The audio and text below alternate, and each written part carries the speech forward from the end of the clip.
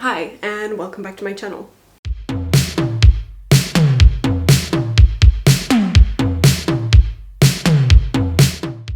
Today we're going to be doing part 3 of a video series where I read the 10 best paranormal romance series according to a Goodreads list. If you haven't seen them yet, please go check out part 1 and part 2 where I read book 1 to 7 and rate them. So I've got a little bit of a rating and ranking system here going on. So first let me introduce to you the 3 books that I'm going to be reading. I have them all here in my hands. The first one is Hush Hush by Becca Fitzpatrick. The second one is Angel's Blood by Nalini Singh. And the third one is Magic Bites by Ilona Andrews. So in Hush Hush, I think the main character's name is Nora Gray, and it is definitely a paranormal romance book and series that focuses heavily on the romance, because that's literally in the first sentence. It says, for Nora Gray, romance was never part of the plan, not until Patch came along. With his easy smile and eyes that seem to see inside her, Nora is drawn to him against her better judgment. And then there's some stuff about trusting him or not, blah blah blah. And then it mentions that she's in the middle of a centuries-old battle between the immortal and the fallen. I have no idea what that means. I'm gonna guess that based on the cover, it's got something to do with angels, maybe demons, I don't know.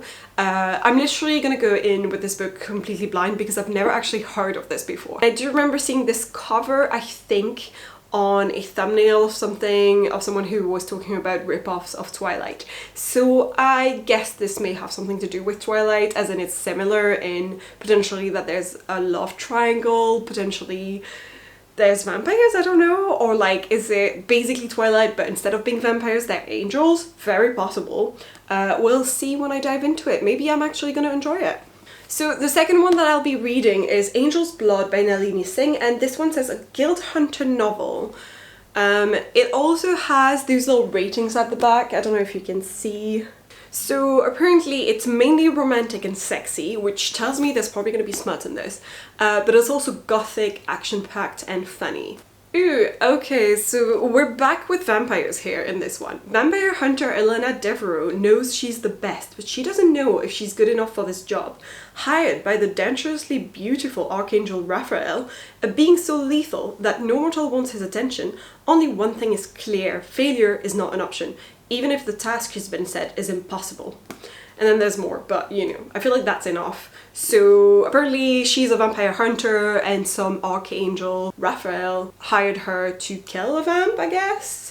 I have no idea what to expect, because this could go both ways. This could go the way of, oh god, it's the classic, she thinks she's a badass and she's the best and she knows it, and I usually hate that kind of vibe. It's just, she's not, like she's just saying over and over again that she's the best. But then usually when it comes to proving it, some guy takes over and he's hot. So she's okay with it, and I'm not okay with it. So let's see if that's what happens, or if it goes the way of, you know, more like True Blood style and it's actually going to be really fun, or even like Vampire Academy. The main character I always thought was really badass and truly badass, like she does a lot of cool stuff.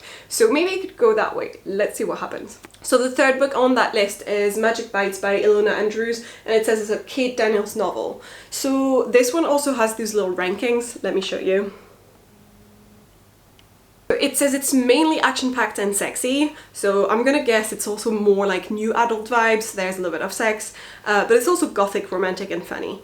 And funnily enough for this one, it doesn't say romance is like the main aspect of it, so I have high hopes for this because usually I tend to enjoy the romance in books that don't focus solely on the romance. When it's like a little bit more in the background, that's often when I feel like, oh my god, I am rooting for them so much more than if it was like bang in my face.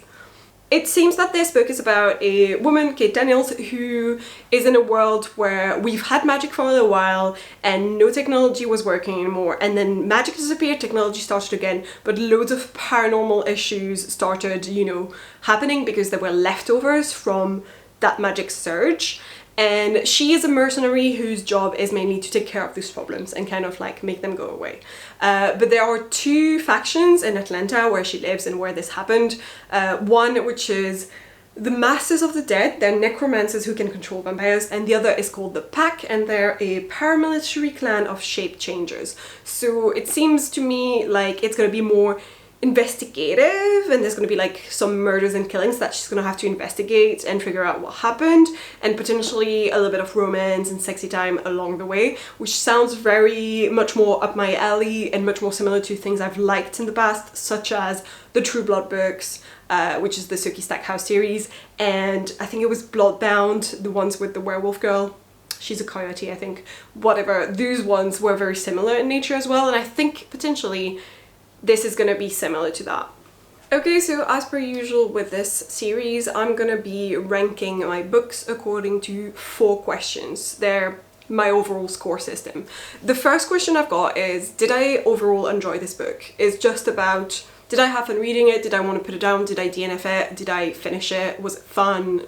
Just, did I enjoy myself? The second question, because we are talking about paranormal romance series, is did I enjoy the romance? How do I rate the romance? Was it good? Was it like absent? Sometimes it's happened that the romance is barely there because it's kind of like a setup for the following books.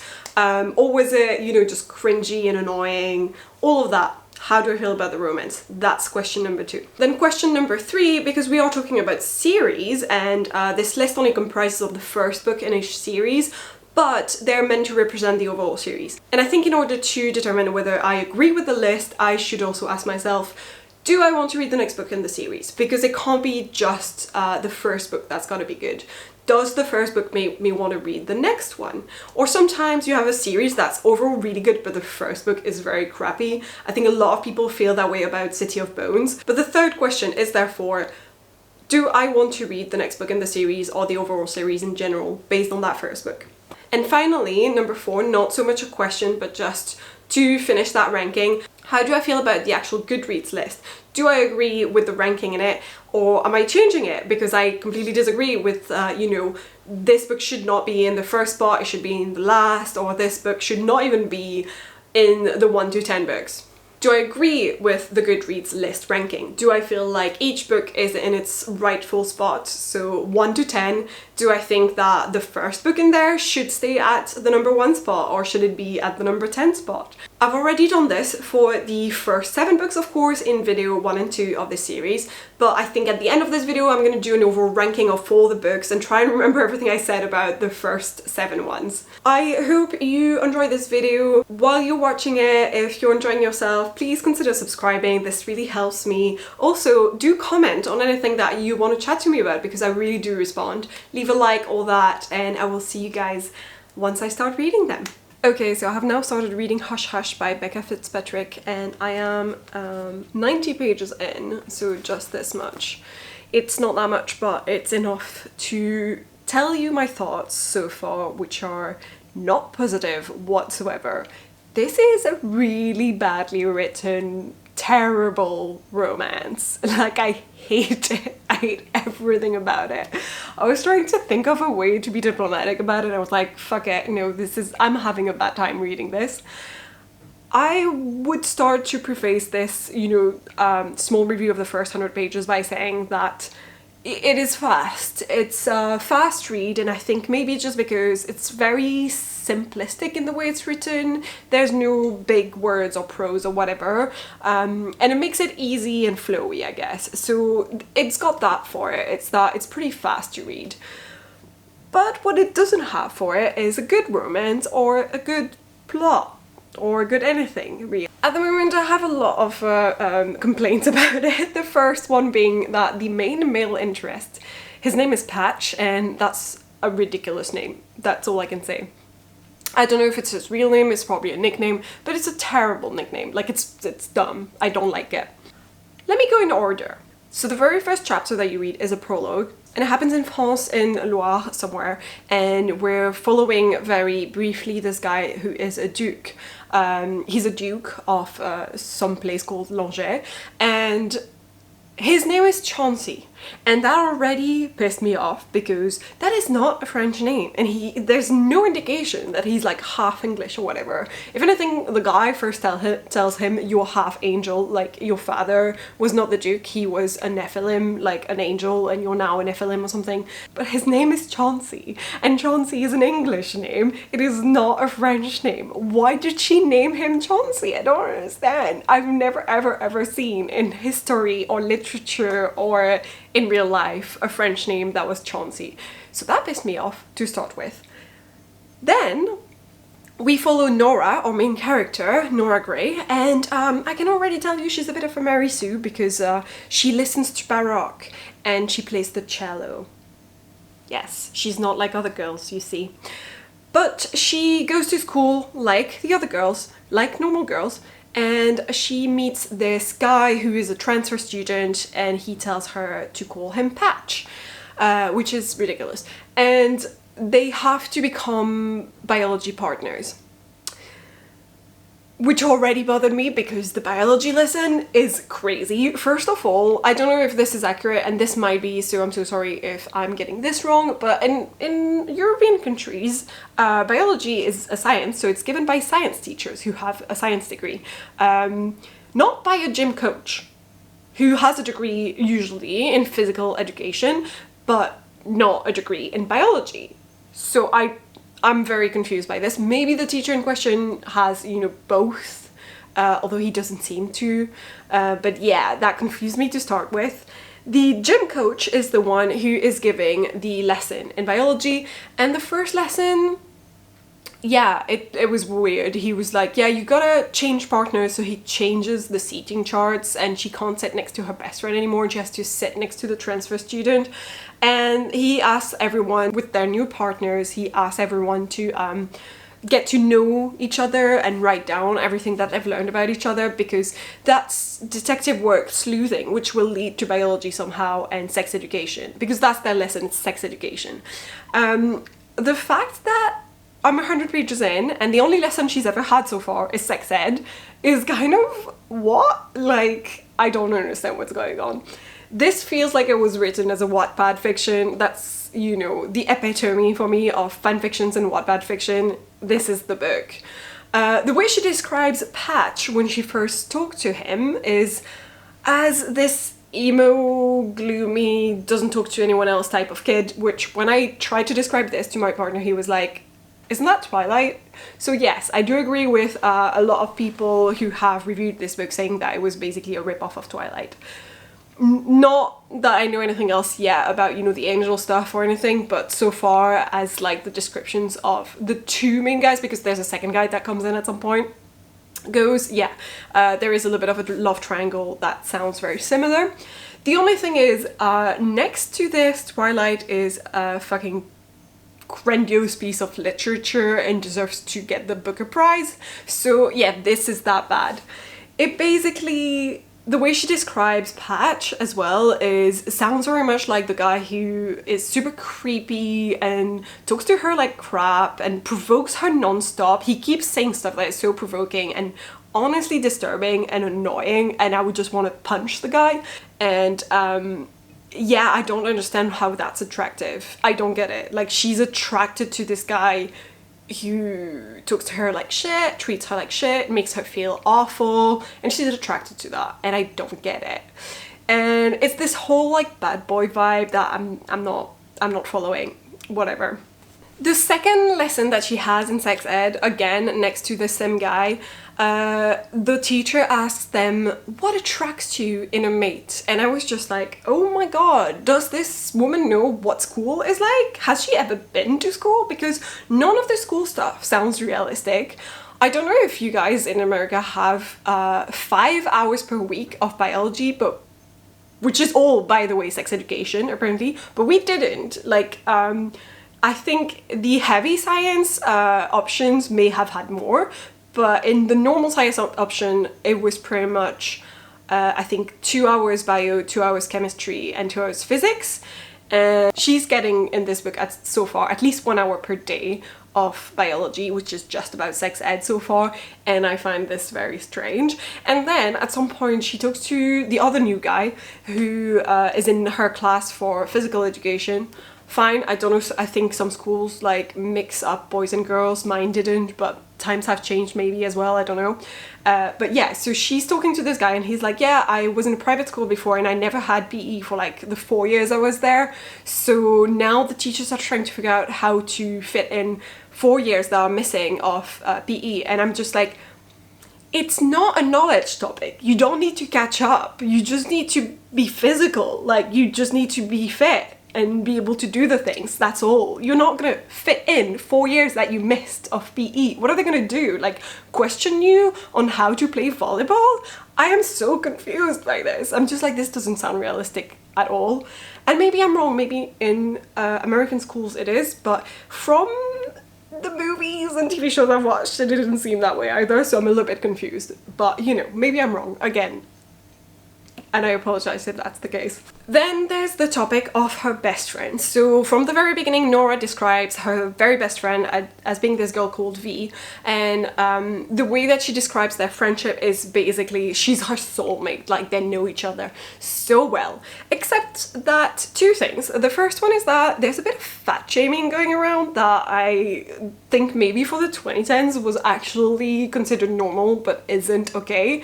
And I feel like she keeps describing her best friend as being like super curvy and like a few pounds over curvy, but then there's non-stop scenes, like every 2 pages there's a scene where the best friend is saying that she's on a diet by eating a food that is clearly not good for her diet and calling it a fruit or vegetable because it's green or something, and she's like, oh yeah, that counts as a fruit or vegetable, like let's have, you know, strawberry daiquiris because it has fruit in it or something.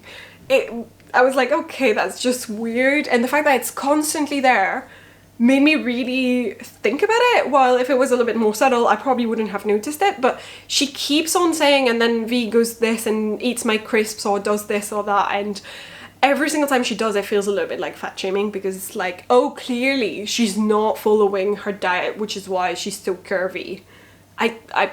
Yeah, I was a little bit bothered by that. Then the second thing about her best friend is that her best friend is obsessed with sex and boys, like obsessed, that's all she talks about. I don't think that this book could possibly pass the Bechdel test, because that's all her best friend talks about. And she is so obsessed with the new guy, with the transferred guy, Patch, and like is like, yeah, Nora, you need to jump him, he's so hot, blah blah blah, in a way that's very disturbing and a little bit obsessive and weird and annoying. And almost feels like it's a setup to show that she's the exact opposite of Nora, our main character, and that Nora is this sweet, innocent, naive girl that doesn't know anything about sex and boys and is not interested. It really feels like it's really to show the difference between the two and to highlight how pure Nora is. It feels that way. Then there's a couple of passages that are really creepy and disturbing, and the fact that at some point Nora thinks that she is being stalked, but doesn't really talk to anyone about it, so I can't exactly blame V for not acting upon it. But then at some point they leave the library, it's quite late or something, and Nora and V has just joked about the fact that when they saw Patch at the library, that he would have been stalking and following Nora. So she jokes a lot about that as if it's funny. And then after joking all about that, she drives Nora to where she lives, but doesn't go as far as to where Nora lives, because apparently she lives quite far away and more like in the woods or something of the town they're in. And she's like, oh no, it's creeping me out because there's fog, so like, here's my keys and you drive yourself home. And I was just like, that's not good friendship. Like, I would never do that to my best friend. I was a little bit shocked by that as well. Then there's also all the stereotypes that are very present there and that I'm surprised got published. Like they meet at some point, the main cheerleader, who is described, and I need to read this out loud. Just then Marcy Miller, the only sophomore to make varsity cheerleading in the history of Coldwater High, took a seat on the edge of our table. Her strawberry blonde hair was combed into low pigtails, and like always, her skin was concealed under half a bottle of foundation. I was fairly certain I'd guessed the right amount, since there wasn't a trace of her freckles in sight. I hadn't seen any of Marcy's freckles since 7th grade, the same year she discovered Mary Kay. There was 3/4 of an inch between the hem of her skirt and the start of her underwear, ... if she was even wearing any.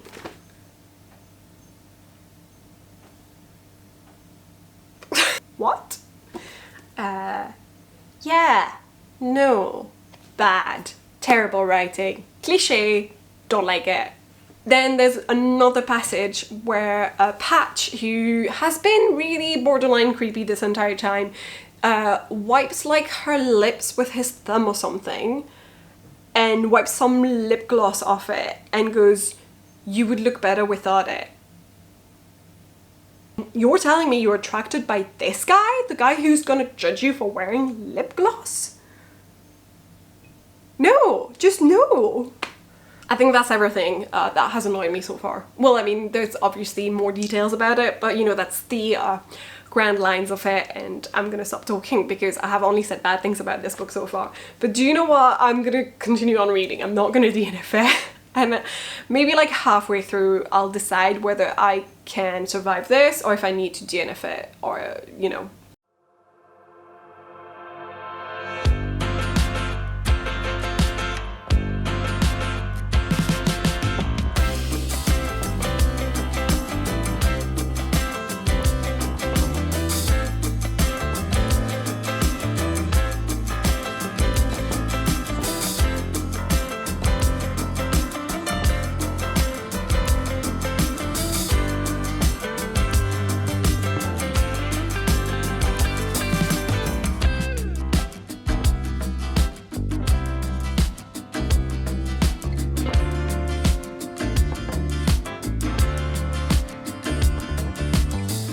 So hi again, I have now finished reading Hush Hush by Becca Fitzpatrick, and I'm so impressed with myself that I actually went through this entire book and finished reading it, because it's 400 pages. It's not just 300. It is 400 pages of absolute fucking crap.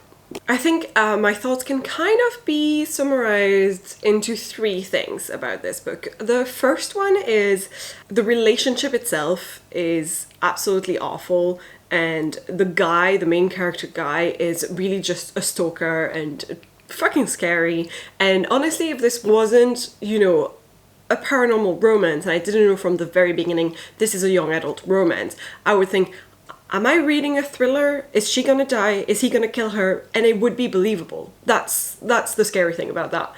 But I will go a tiny bit more into detail about this when I go into my scoring, you know, questions, because one of them is about the romance. The second point that I am really bothered by is the friendship between Nora and V, her best friend. And the way V acts is like, she's the most terrible friend ever. She constantly tries to push Nora into things that she does not want to do, with guys she does not want to do them with, and she's always obsessed with that kind of stuff. She's non-stop trying to push Nora into a certain direction, which is usually try and have some fun with this guy or with that guy. And I guess there's a bit of a lazy writing explanation towards the end as to why she was doing that, but not entirely, because it didn't really explain her personality and why she was so pushy. It just explained why at some point she shifts her attention from pushing Nora towards Patch, but instead pushing her towards this other guy that came up. His name is Elliot. And finally, the third issue I have with is just with the main character of Nora. Nora herself is a terrible main character. She's such a pushover, she's such a doormat, she lets everything happen to her, she's such a passive main character.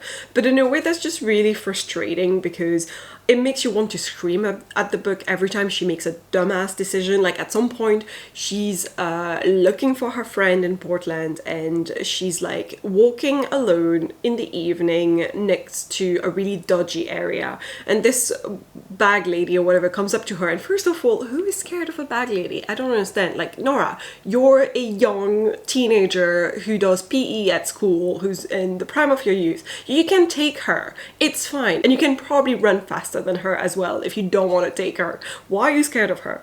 Anyway, she like asks for directions, and the bag lady's like, I will give you directions if you give me your coat. And then she's like, I'll give you better directions if you give me your hat. And so Nora just like strips down and gives her everything. And first of all, what? No, I would just be like, it's fine, I'll look on my own.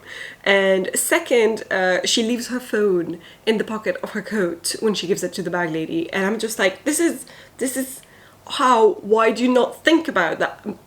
This is just one tiny example of the things that she does, and it's constantly like that. It's constantly frustrating to watch her go around her life. But she also has other flows, like at some point her mom tells her, look, I think we may have to sell the farmhouse that we live in because I'm not able to maintain this with the job that I've got. I've been thinking about having 2 jobs. Like, okay, she already doesn't see her daughter much because she's away all the time for work, and she's now considering taking a second job. And she's also saying like, look, you know, we want to keep our housekeeper with us as well. And the housekeeper in question, Dora almost sees as a second mother. She's basically like her babysitter constantly, and she's often talking about her and sees her all the time. Her name is Dorothea, and she clearly has a relationship with this woman, like a sisterly or motherly type of relationship with this woman. But also, does she not realize how incredibly lucky she is to live in a big house called a farmhouse somewhere in the middle of nowhere with just her mom, and have a housekeeper who apparently comes in like almost every day when her mom is away? So must be quite expensive. So she's very, very privileged. And Nora's reaction to her mom saying that she wants to potentially sell the house is to think, does she not understand what it means to me, because it's where me and my dad lived? And you're like, yeah, she lost her husband as well, she fucking understands. Still, don't be a selfish, oh, I don't want to say the words, but anyway, she is so self-centered. She's like, oh, she doesn't understand, I need to live in this house. And you're like, no, Nora, you don't, because it's very big for the two of you and you're very privileged, and you would absolutely be fine by downsizing a tiny bit, and your mom wouldn't have to take on a fucking second job. Things then got a little bit more boring towards the middle of the book, not because nothing happens, but just because all the things that happen are quite repetitive. It's non-stop. Oh, the bad guy in the ski mask frightened me, but I'm okay. Oh, I think I see Patch, who is stalking me, but I'm still in love with him. And oh, this guy Elliot keeps trying to invite me to things and clearly flirting with me, and I don't really want him to. It's just over and over again the exact same things, and it kind of gets a little bit boring towards the middle. But then towards the end it picks up again, and this is where the similarities with Twilight were so apparent. Like, perhaps before it was kind of, well, she's obviously, we're talking about fallen angels and that kind of stuff, it's not the same creatures, and she's got a best friend, which Bella didn't, and she's, you know, she's got a single mom. I know Bella has a single dad, but still, there's some differences.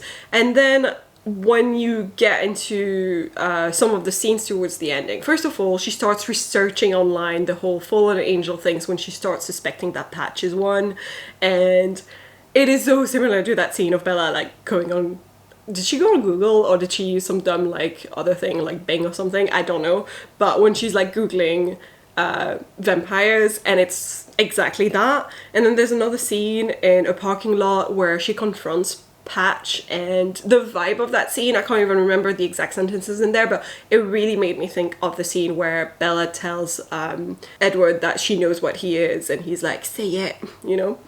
So we can now do very quickly the questions for my scoring system. So the first one is my overall enjoyment of the book. I've actually rated it. I'm not gonna lie, I finished the book, so I can't say that I would put a complete 0 on it, but I think it would be a 1, you know, out of 10.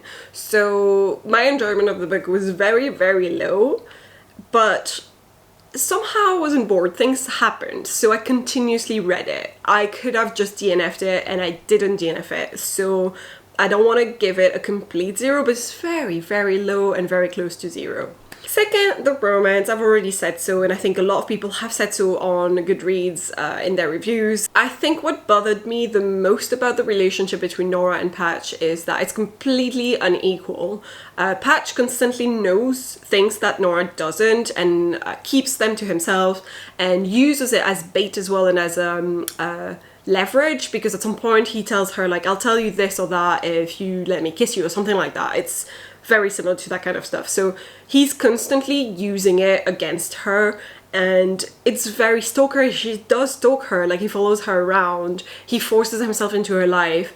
And there's a lot of moments where she pretty much says that she is worried, scared of him, panics when he's here, doesn't want to do the things that he asks her to do, says flat out no, and he forces her to, and she ends up agreeing to it. And despite being scared of him, she still finds him hot, and she's still attracted to him. And I think just the whole thing is icky, you know? Does this book make me want to read the next book in the series? Absolutely fucking no. I will not read the next book in this crappy series. Definitely no. And then finally, my last question is kind of where do I place it in the ranking? Well, I don't even need to remember my current ranking. I know this one is at the very bottom for now. This book will be number 10 in the top 10 because it shouldn't even be in the top 10, but it's fine. We're just doing 10 books. So in those 10 books, it's the last one. Next book that I will be reading is Angel's Blood by Malin. This terrifies me because it says angel and there's like wings and things, and I'm like, please do not be this. But it does say vampire hunter, blah blah blah, so I don't expect it to be the same book. And I will catch up with you guys when I've read a little bit of it. Too late to reply, so I lost my place in the line to the house of shake, where I was hoping to find a babe, yeah.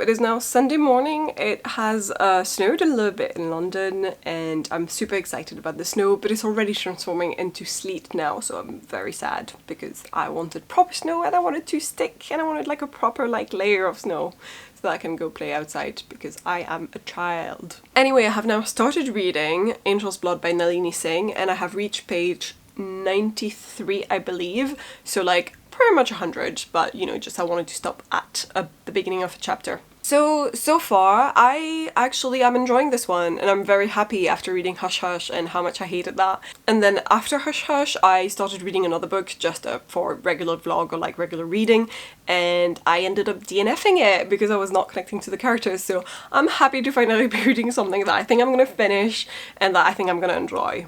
So far, we have met the main character, Elena Devereaux, and she is a vampire hunter. So this is a proper like urban fantasy, urban paranormal type of romance, and we are living in a world where angels exist. Everyone knows about them. They live somewhere, like they have a fucking archangel tower of some sorts, and they rule over separate parts of the world. So like each archangel kind of rules, you know, a certain area of the world, and I believe they form some sort of a council, and basically the angels are the ones who create vampires, and vampires are usually created or made, as it's called in the book, based on a contract. So they have to give I don't know how long of their new immortal life to the angels, and then they are free to do whatever the fuck they want.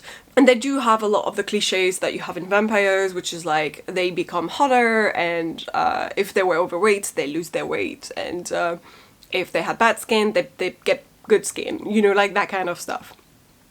They become very classically handsome, and they also get some sort of like sexual power with a scent or whatever over vampire hunters. I'm not quite sure, like there's a lot of like mind and mental manipulation in this book happening with all the creatures that we got, which is only two, which is angels and vampires, whatever, but both of them can kind of like manipulate the mind in a way. So vampires have this sort of like sexual scent that they can project, I guess, and angels can pretty much fuck with your mind like completely and make you think, oh wow, I adore you and nothing else matters and I will jump off this roof for you. You know, they can make you do shit. Elena is a vampire hunter by birth, so she can scent, she can smell the vampires and knows where they are and where they go and that kind of stuff once she's sensed one. So she's born with that gift, and she thinks that like there's some sort of like genetic thing going on with vampire hunters. So some of them, you know, choose that job, but a lot of them, you know, have no other choice because that's the only way this skill is going to be useful. So now that I've explained kind of the world that we're in, here's the story. She gets hired one day by this archangel, Raphael, and they're terrifying beings, the archangel. They're like barely human at all because they're so old, they don't really understand what's humanity like anymore. And they're just kind of scary, creepy, big bosses, kind of. And she gets hired by Raphael to hunt down another archangel, which is spooky stuff because she's like, how the fuck am I supposed to do that without dying? Anyway, when he hires her for the job, there's also a lot of sexual tension between the two that starts happening.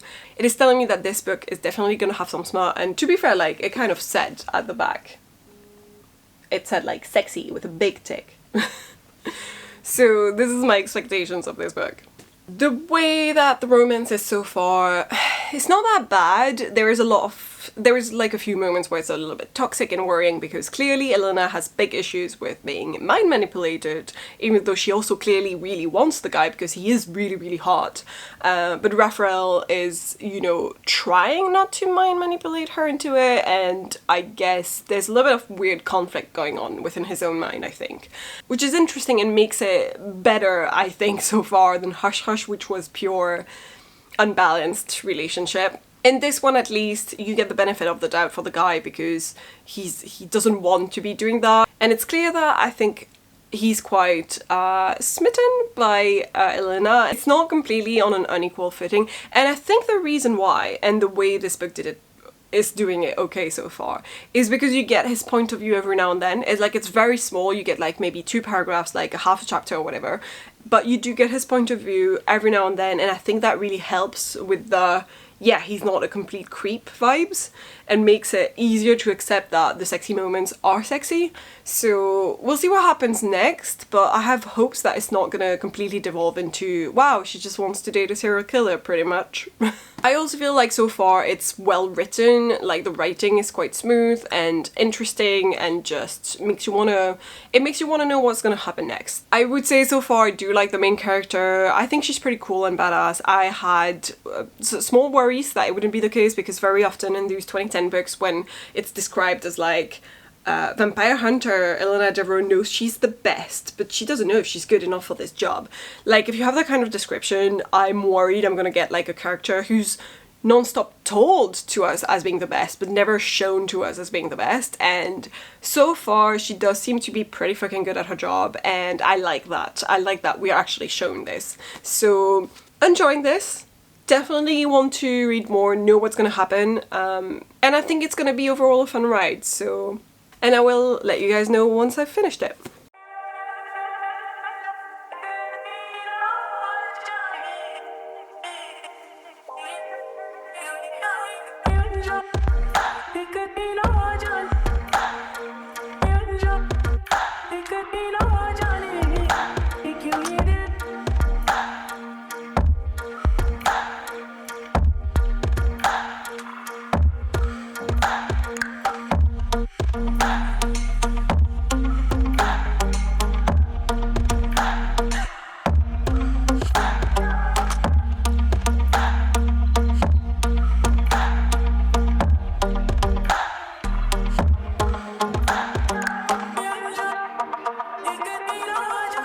Hello again, guys. I have now finished reading Angel's Blood by Nalini Singh, and I rated it 4 stars. I definitely enjoyed myself, but there's a couple of things that did bother me a little bit that I thought I would tell you first before I go into my scoring system. So the first thing that I was kind of annoyed at was the fact that although this talks about, you know, a case that this vampire hunter takes on, and there's, you know, pretty much to give you the big lines without going into details and any spoilers, there's a murder on the loose, like a wild, you know, crazy guy on the loose, let's say, and we barely know anything about this throughout the book. Not that, like, we don't have the information, but just that, but more that it's not the most important thing in the book, as in the romance takes precedence, and it kind of annoyed me. I almost feel like I enjoyed the romance, but I would have been happier if it had been second to the case. The, you know, the mystery, and not really the mystery, but like the chase and all that, the action.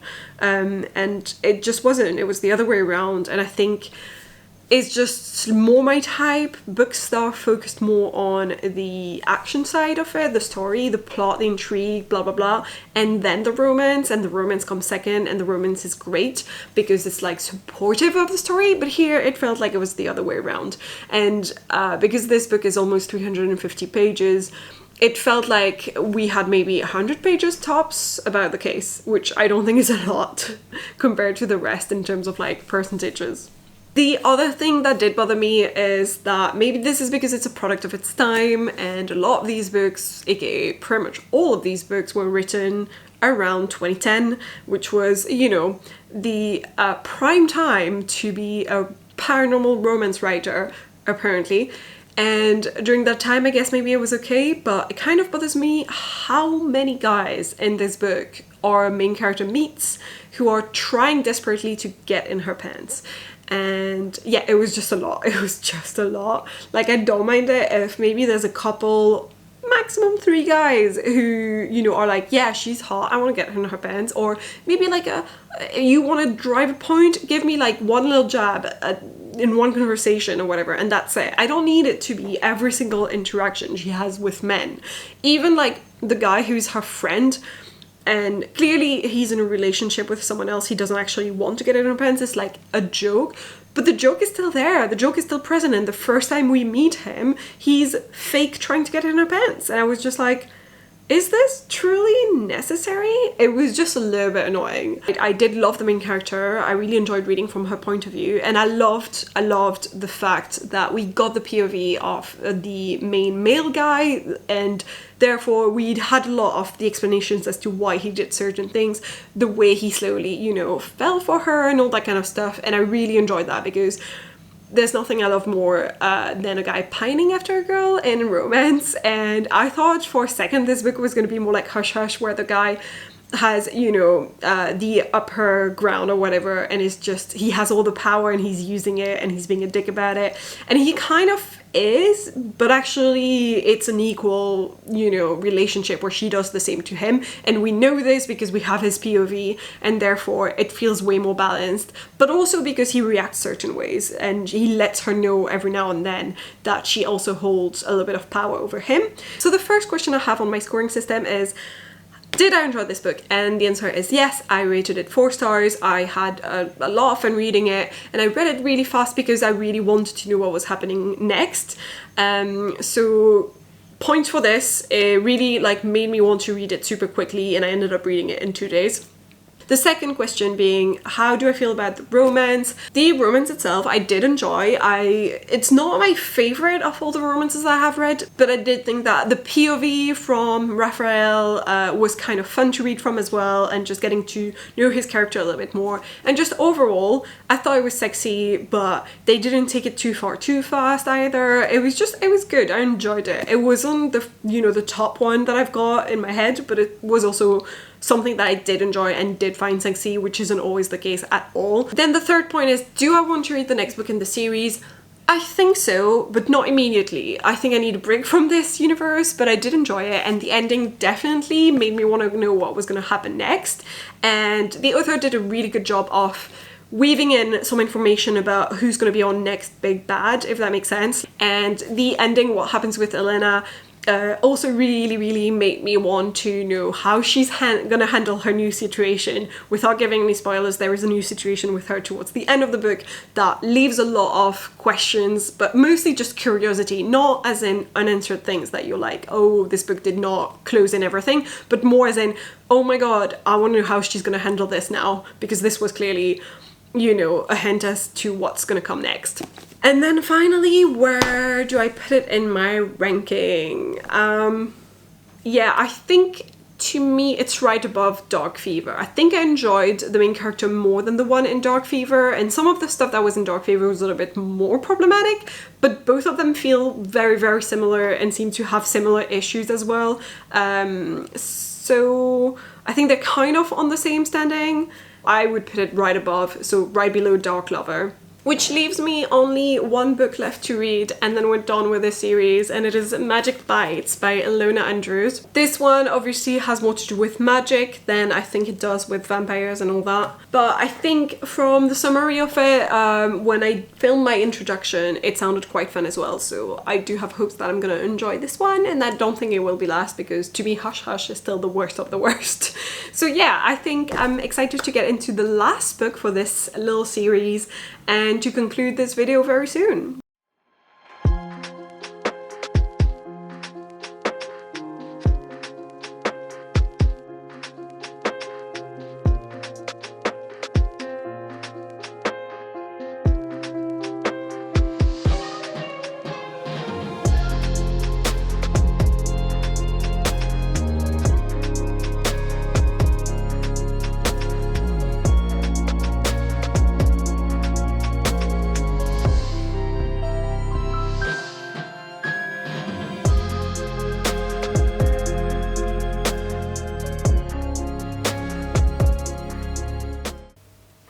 Hi again, so I have now reached page 110 of Magic Bites by Ilona Andrews.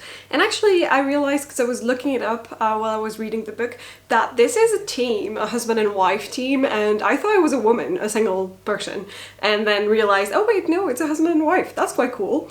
And I'm wondering whether it's possible to determine which moments were written by the wife and which moments were written by the husband. I don't know. But basically so far I am liking it. I've enjoyed the 110 pages that I've read so far, but it is an unusual one compared to the rest of the books on the list, because all of them have generally felt like paranormal romances or just paranormal urban fantasies, but this one feels more like actual pure fantasy. And I know that a lot of people are going to be like, wait, what's the difference? Is there one between, you know, urban fantasy and fantasy? And yes, definitely there is one, because urban fantasy usually focuses more on certain types of creatures like vampires and werewolves and that kind of stuff, and witches, and it really gives you the vibe of this is happening in a city. It's often quite grim, everything is happening at night, and I don't know, there's like a certain vibe to it that I don't have in this one. This one is giving me all the fantasy vibes. It's using lots of complex names, a little bit too much, and actually I found the beginning a little bit boring because of that, because so much info dumping, which I actually think is a bit more of a fantasy thing, to give you many, you know, paragraphs of info at the beginning, even if some books will do it better and don't do any info dumping than others. But it has so much to tell you about the world that you're in. There is so much more world building, which you don't need in urban fantasy, because in urban fantasy and paranormal in general, you're following a world you already know. You're in a world you already know. You're in a place that exists on Earth, and that is the same in the book as it is in real life, with the added difference of there are paranormal creatures in it.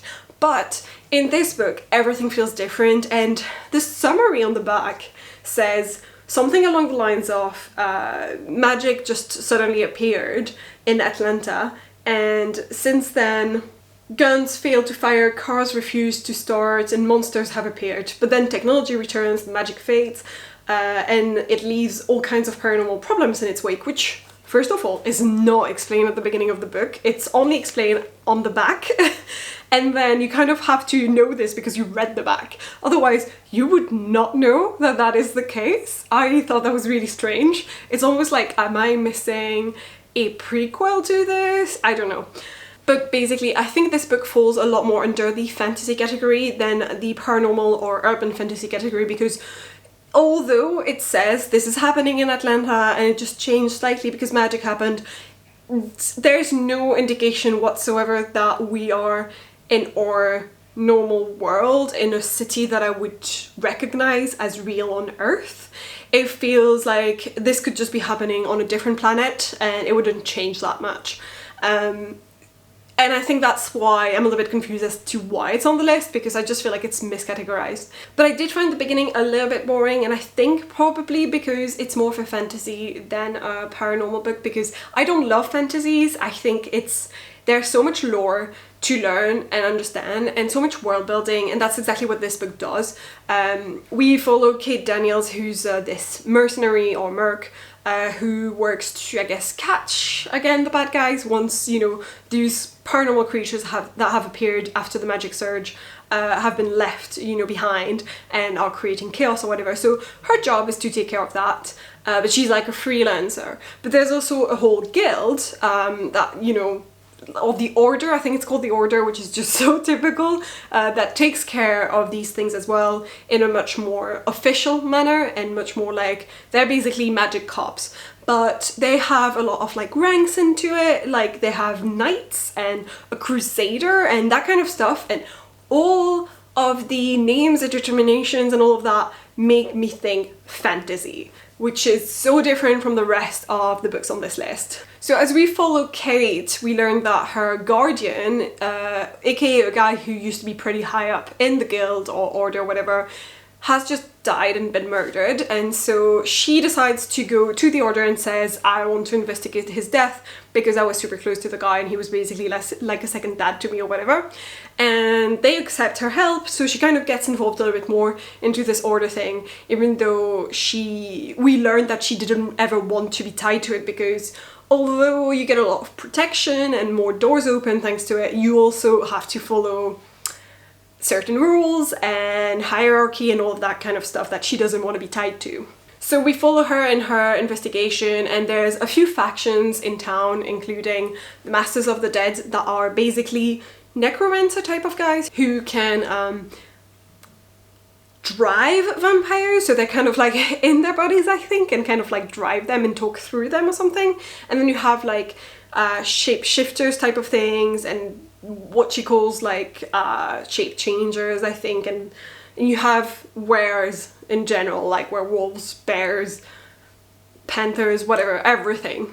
So there's different types of magic that have appeared. It's not super clear what her type of magic is. She's kind of using a magical sword that needs to be fed every now and then you have certain words that hold a lot of power, but they take a lot of power from you as well to use. It's not super well explained, it's just maybe that I'm gonna discover it later and that it's, you know, dripping the information a bit more, which I appreciate because the info dumping is like not my thing. But I do feel like in general there's a lot that it needs to info dump, because we're plunged into this world with only 260 pages. It's like, oh, cramming a fantasy into 260 pages. That's not a lot of space for it, and to explain to you where you are, who are those people, what are those factions, etc, etc. I am enjoying it, but I do find that it has its flaws. She obviously meets, I'd say there's like two contenders in terms of the romance aspect of the book so far. So there's one guy that she meets at the morgue when she goes to check the body of her guardian, and his name is Dr. Crest, I think, and he just seems like very nice and charming and completely normal, like human, and he takes her out on a date. I have a feeling that he's not the end game, because there's a lot of hints from the very beginning that she's like, yeah, okay, it's a little bit strange. I don't know what it is, but there are some hints that he's maybe creepy and not what he says he is, and I don't trust this. While there's also basically the alpha, but it's not called that, who's like the Lord of the Beast or whatever, and kind of is the master for all, you know, the different packs and all the different shapeshifters that are like animal form, so all of the wares. He is at the top of them, and she has to meet with him because one of his guys is a suspect, and she's like, okay, I need to be able to interrogate him, will you cooperate, blah blah blah. And there's a lot of power play and power games between him and her that I think are, you know, indicating that something will happen later and that he's probably the end game. But there hasn't been any proper like flirting yet. And I don't know if it's just going to be a super slow-paced one in terms of the romance aspect, and maybe we won't even get much in this first book, which has happened in other books as well that I have read for this series, so maybe that's what it is, but I just still think that he's the guy and not the doctor.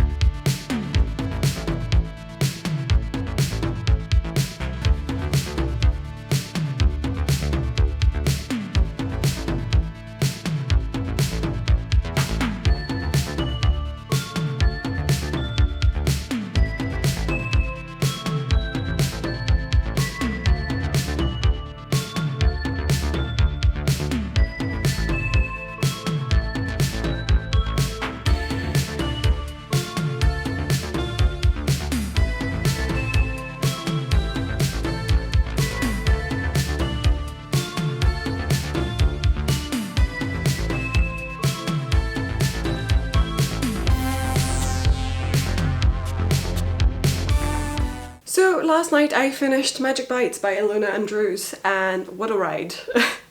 First of all, I gotta say that I did enjoy myself. It was quite fun.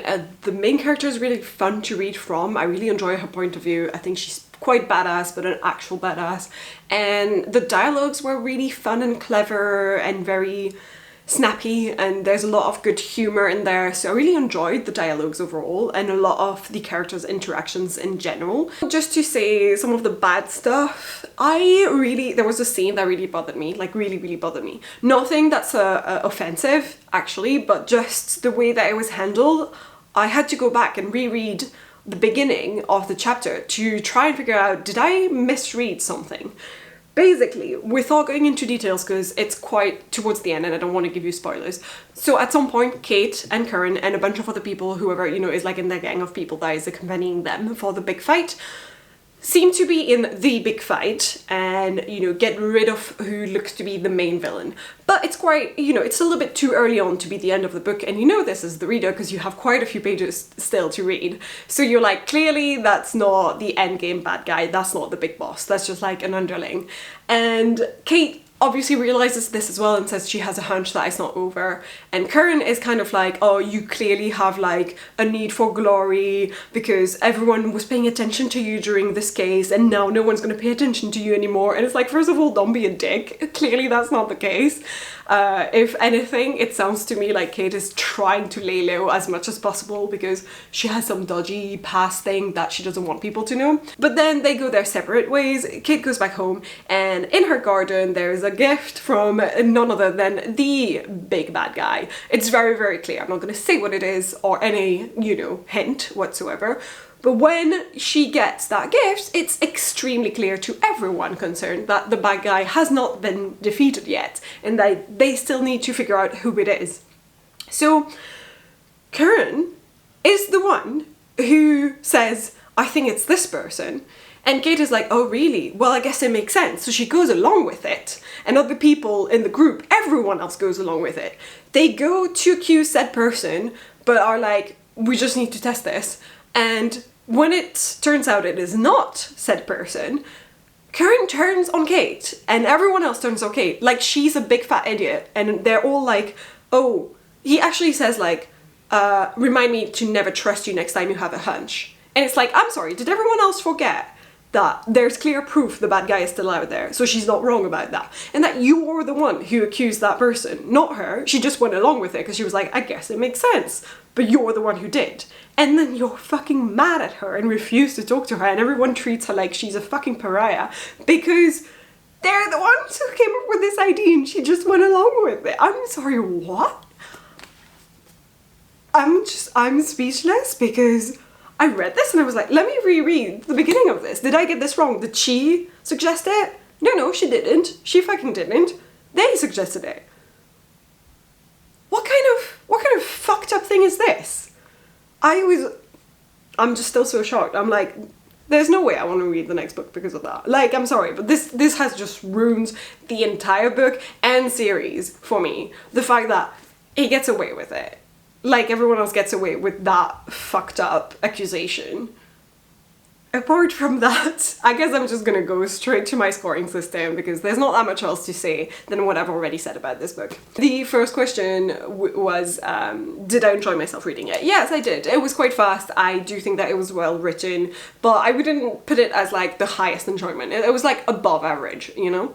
Then second question, how do I feel about the romance in this? Well, the romance is clearly a slow burn, and it's very clear to me that it's going to be with that guy Curran, who's like the alpha lord, whatever, the lord of the beasts as they call him. So it's just not happened yet in this book, and it's clearly going to happen in the next books. But also I don't love some of the stuff that he said to her, and they act like such children sometimes towards each other, and there's a constant battle of power, you know, a gameplay thing going on where they're like, you know, I'm the more powerful, I could kill you like this, no, I could kill you like this. I don't know, it's, I didn't fancy that much. I can see how it could, you know, work out. I could be interested in that romance so much more, and I feel like the way he's described, I would find him surely hot enough for any smut scenes that they would want to go through. But The fact that this says sexy and there's not a single sexy scene in there, but it's got the big tick on it,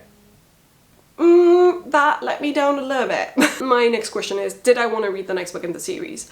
I think the very last chapter and the way it's handled made me want to. Like, it just clearly gave me a cool opening to what's to come and what's gonna happen next. And I think this book established a lot of cool relationship with some characters that you're like, I want to see this evolve and continue and grow, and I just want to see how she's gonna interact some more with these people in the next books. But like I said, that specific scene I mentioned earlier really turned me off reading any more books with this, because I'm just like, is this couple, who are called Dylan and Andrews, are they gonna do this more in the next books? Like, I can't trust them now. I can't trust what I'm reading, therefore I can't trust them. And then finally, my ranking. And this, ladies and gentlemen, is where I finally rank all of these books. So just as a quick reminder, this was the official ranking and it was the order in which I read the books. Then, since then, I have ranked my own ranking in part 2, and here's where I can add the other books that I have read so far. So I think I'm gonna keep the Sookie Stackhouse one as the first book for me. That's number 1 on that list. Then Moon Cold was really good, and honestly, I think I'm gonna keep it as number 2. Afterwards, I have Dark Lover, and I still think that that series overall is so fucking good, and it's actually sexy, and it's actually paranormal romance. Compared to a lot of the books on this list, that's the one book that is truly paranormal romance, so I'm keeping it there. Afterwards, I have Dark Fever, and I think I've decided that Angel's Blood was going above it. So I have Angel's Blood, then Dark Fever. Then I gotta admit, although this scene that I've been talking about really pissed me off, I still think that Magic Bites is better than Twilight. So I've got to put Magic Bites right underneath Dark Fever. And then I think I'm gonna put City of Bones, Twilight, and then finally Halfway to the Grave, and underneath it Hush Hush. And that's it. That's my final ranking. These are all 10 books in the order that I think they should be on this list. And that's it for this video and this mini-series. I hope you guys enjoyed it. If you did, please leave a like, consider subscribing, leave me a comment, I always respond, and I will see you guys next time.